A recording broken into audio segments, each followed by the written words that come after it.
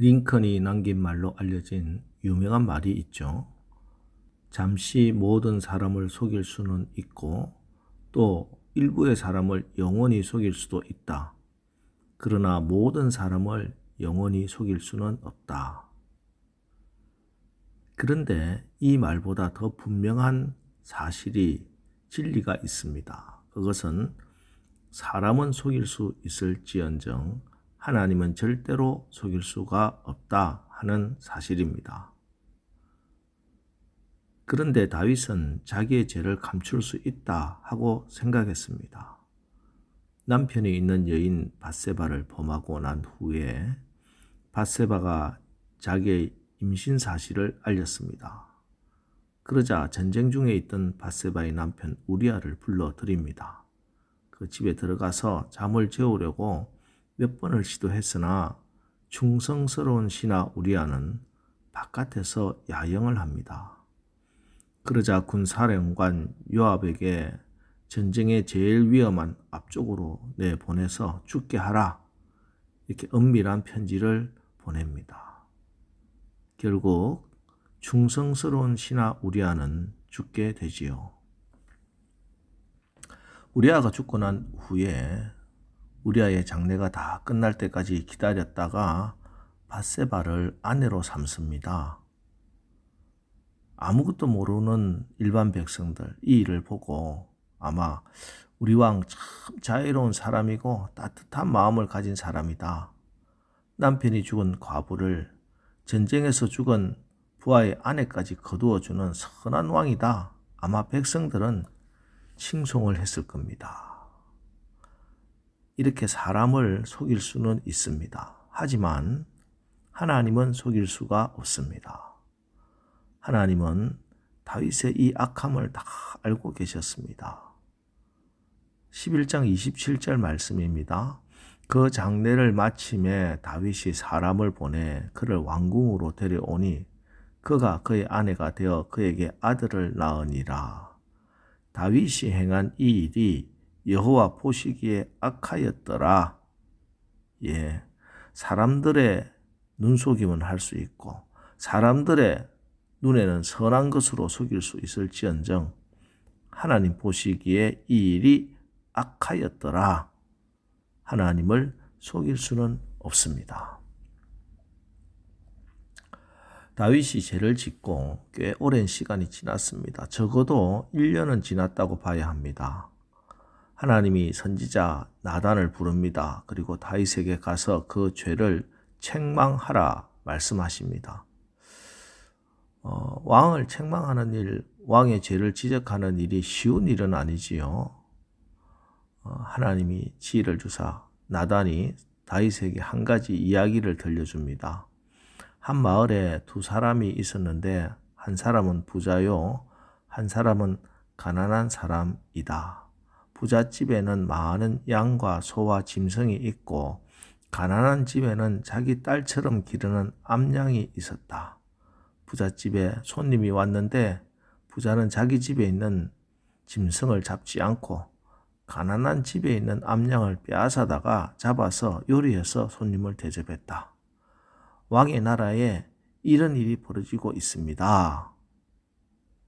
이 이야기를 듣고 다윗이 화를 냅니다. 당장 잡아오라고. 내가 이놈을 가만히 두지 않겠다고.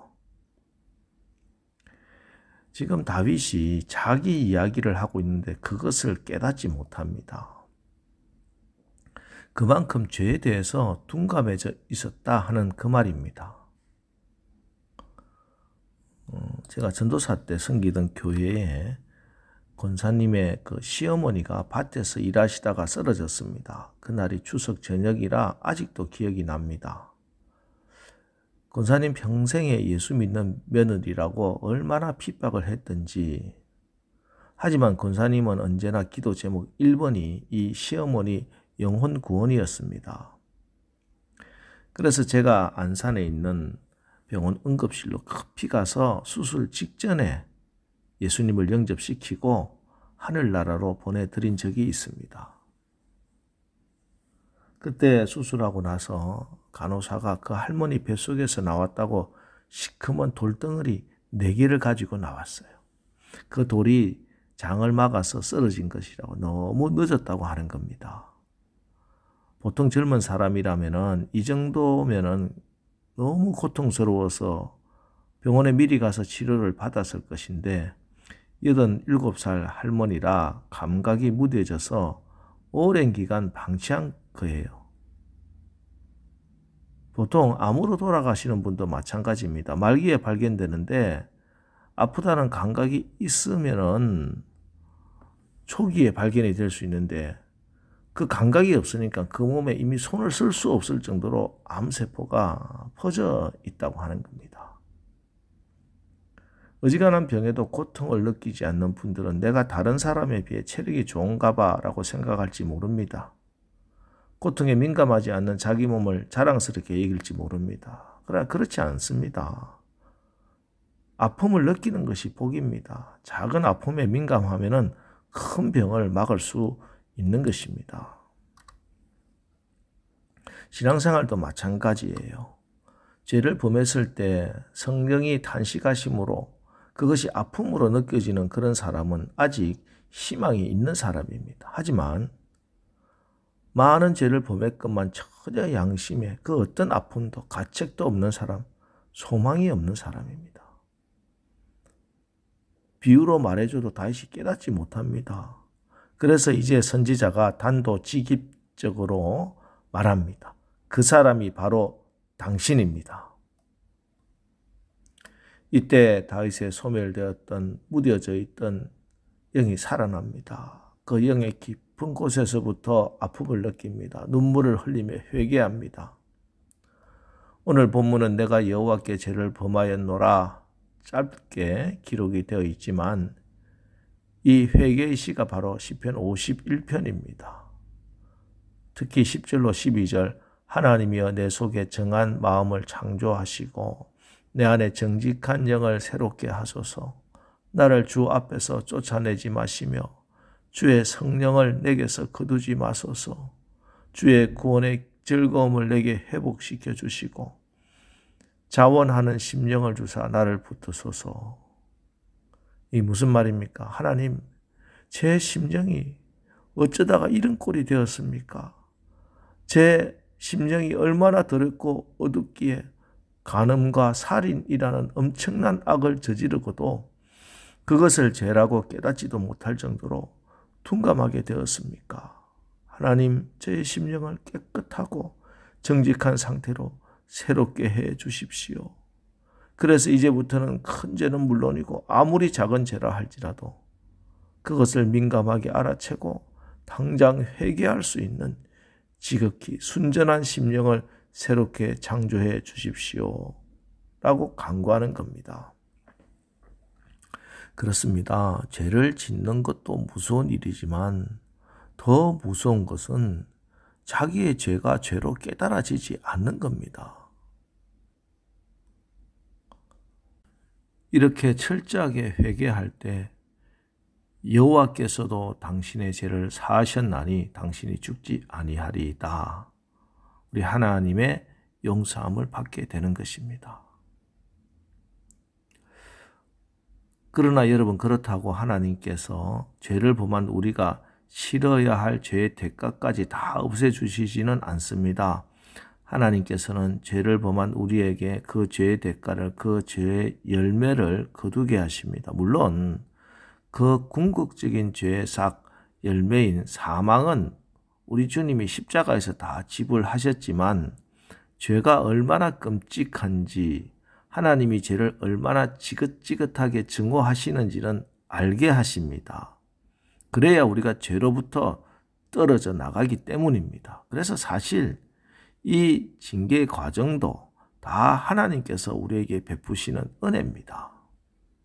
오늘 다윗의 경우도 그렇습니다. 너희 집에 절대로 앞으로 칼이 떠나는 날이 없을 것이다. 아들들이, 형제들이 서로 죽이고 압살롬이 반역이 일어납니다. 또 너는 은밀한 중에 이 일을 행했지만 나는 백주에 이 일을 행해서 너의 아내들이 대낮에 욕보임을 당하게 될 것이다. 압살롬의 반란 때 압살롬이 백주에 왕의 후궁들을 왕궁 옥상에서 욕보이는 일이 벌어지지요. 그리고 네가 낳은 아이가 반드시 죽을 것이다. 이 세 가지 죄에 대한 책임을 묻는 것이 그대로 이루어졌습니다. 다윗은 온전히 자기의 죄에 대한 대가를 자기의 마음에 몸에 또 후손까지 그대로 짊어지고 살아갈 수밖에 없게 되었습니다. 여러분, 죄가 얼마나 무서운 일인지, 죄가 얼마나 두려운 것인지 오늘 깨달아지는 은혜가 임하기를 바랍니다. 다윗도 하나님의 성령을 떠나 살면 이런 꼴이 됩니다. 그러니 오늘 하루 살아가시면서 하나님, 저는 하나님 앞에 매인 인생을 살겠습니다. 결단하시고 성령께 나를 끊임없이 내어드려 선으로 악을 이기는, 죄를 이기는 승리의 날을 사시기를 주님의 이름으로 축원합니다. 기도하겠습니다. 하나님, 다윗의 심정으로 간구하오니 죄로 인해 더러워진 나의 마음과 영을 정결케 하여 주옵소서. 그래서 죄에 둔감하지 않게 하시고 죄가 밉고 싫고 아프게 하옵소서. 하나님, 주님께서는 회개하는 상한 심령을 긍휼히 여기시고 이 시간 완전하게 우리의 죄를 용서하심을 믿습니다. 회개의 영이 우리 가운데 흘러넘치게 하시고 죄는 어떤 모양이라도 버리는 정결한 삶 살도록 성령께서 오늘도 우리를 다스리고 지배하여 주옵소서. 예수님의 이름으로 기도합니다. 아멘. 자, 이제 오늘 하루도 우리가 죄에 대한 민감성을 회복하고 죄는 그 어떤 것 모양이라도 버리는 정결한 삶을 살아 하나님의 근심이 아닌 하나님의 기쁨이 되는 삶을 살게 하옵소서. 오늘 말씀을 붙들고 우리 합심해서 기도하고 나가겠습니다. 우리 기도하겠습니다.